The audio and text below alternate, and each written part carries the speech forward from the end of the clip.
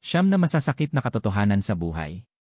Isa, marami tayong nakikitang tao, ngunit hindi ang pagkatao.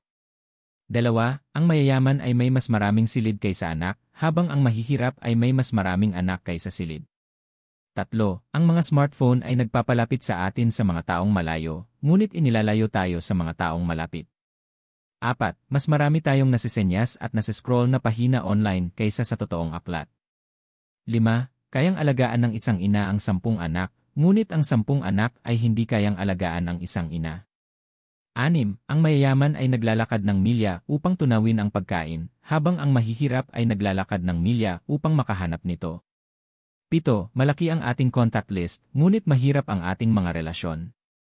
8. Marunong tayong kumita para sa magandang kabuhayan, ngunit nakakalimutan natin kung paano mamuhay ng maayos.